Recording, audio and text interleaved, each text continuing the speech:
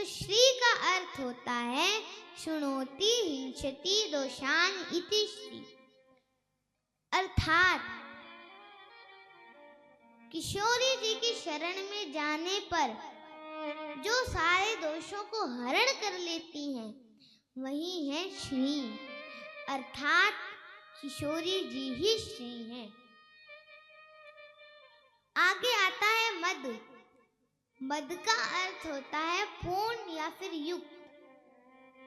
तो श्री लक्ष्मी जी की कृपा से पूर्ण, श्री किशोरी जी की कृपा से युक्त, श्री भक्ति महारानी की कृपा से पूर्ण और युक्त, यह है श्री मद का अर्थ। आगे आता है भागवत। भागवत का अर्थ है भाष्यते सर्व वेदेषु गीयते नारदादिभिः वदन्ति त्रिषु लोकेषु तरन्ति भव सागरः। भागवत में 4 अक्षर हैं। भागवत। भा माने भक्ति, गा माने ज्ञान, वा माने वैराग्य और ता माने त्याग।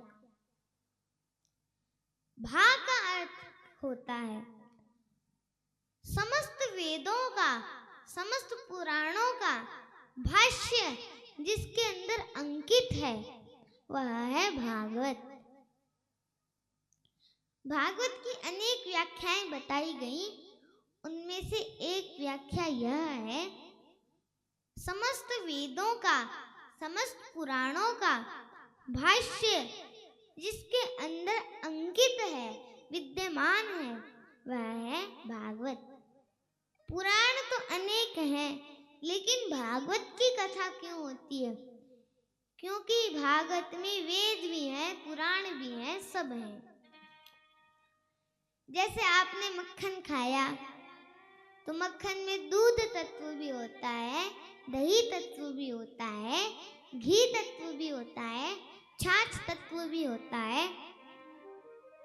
आपके एक हाथ में मक्खन है, दूसरे हाथ में दूध है, कहीं एक छोड़ो तो आप दूध छोड़ दोगे क्योंकि मक्खन में सब है। और एक और बात, अंधकार दूर करने की सामर्थ्य घी में है, मक्खन में है, दूध में नहीं है। दूध डाल के दीपक जलाओगे नहीं जलेगा। उसी दूध को जमा करके, दही बना के, बिलो करके, मक्खन बना के, उसको पका के घी बना के और जब डालोगे तब जल जाएगा। उसी प्रकार भागवत जी हमारे हृदय के अंधकार को दूर करने का एक घी है, हमारे ज्ञान रूपी उस दिए को प्रज्वलित करने का एक घी है, श्रीमद् भागवत महापुराण। अगर आप वेदों का अध्ययन कर रहे हैं, अगर आप भागवत का अध्ययन कर रहे हैं, तो आप वेदों का अध्ययन कर रहे हैं, क्योंकि भागवत जी में वेद वेदांत सब हैं। निचोड़ भागवत जी में व्यवस्थित किया गया है वेद वेदांतों का। वेद वेदांतों का सरल रूप ही भागवत जी में बताया गया है। तो भा का अर्थ क्या होता है? समस्त वेदों का, समस्त पुराणों का भाष्य जिसके अंदर विद्यमान है वह है भागवत। दूसरा अक्षर ग। ग का अर्थ क्या होता है? गीयते नारदादिभिः। इस कथा को गाता कौन है? बोले बड़े बड़े ऋषि गाते हैं, नारद जी जैसे मुनि गाते हैं। वदन्ति त्रिषु लोकेषु। वह का अर्थ होता है कि ये कथा होती पृथ्वी लोक पे, लेकिन इसकी चर्चा वैकुंठ में भी होती है, तीनों लोकों में होती है। और ठाकुर जी रोज चित्रगुप्त जी से पूछते हैं बताओ कहाँ कहाँ कथा चल रही है। तो चित्रगुप्त जी बताते हैं, यहाँ लक्ष्मणगढ़ में कथा चल रही है, इतने श्रोता आए हैं। और ये भी बताते हैं, इतने श्रोता सुनने आए हैं, इतने श्रोता देखने आए हैं। क्या पंडाल, क्या व्यास जी, इतने श्रोता सोने आए हैं। हमारी कथा में कोई सोता नहीं, हम तो बात बता रहे हैं। इतने श्रोता सोने आए हैं और इतने श्रोता जीवन में उतारने आए हैं। सब ठाकुर जी को बताया जाता है और कथा में कुछ विशेष हो रहा होता है, वो विशेष रूप से ठाकुर जी को बताया जाता है। कथा में ये विशेष हो रहा है। तो वदंती त्रिषु लोकेषु, ये कथा होती पृथ्वी लोक पे, लेकिन इसकी चर्चा तीनों लोकों में, वैकुंठ में भी होती है। और त का अर्थ होता है त से तरंती भव सागर। जो भी इस कथा को श्रवण करता है वो भव सागर से तर जाता है। फिर वो इस संसार रूपी सागर में डूबता नहीं है, फिर यहाँ से पार निकलना संभव है। ये है भागवत का अर्थ। आगे आता है पुराण। पुराण का अर्थ होता है पुरा अपि नवम इति स पुराणम, अर्थात जो पुरानी होने पर भी नवीन प्रतीत हो, हर बार उसको सुने और कुछ नया सीखने को मिले, वही पुराण है। तो ठाकुर जी की नवीन नवीन लीलाओं से पूर्ण और युक्त, जो हमें भक्ति, ज्ञान, वैराग्य और त्याग प्रदान करती है, जिसके अंदर समस्त वेद वेदांत पुराण है, जिसको बड़े बड़े ऋषि नारद जी जैसे मुनि गाते हैं, जिसकी चर्चा तीनों लोकों में होती है और जो हमें भव सागर से तार देती है, वही है श्रीमद् भागवत महापुराण कथा।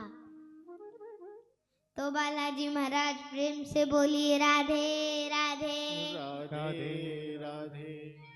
अब बात आती है भागवत जी में कितने स्कंद हैं, कितने अध्याय हैं और कितने श्लोक हैं। तो भागवत जी में 12 स्कंद हैं, 335 अध्याय हैं और 18,000 श्लोक हैं। अब बात आती है ये 12 स्कंद हैं तो हैं क्या?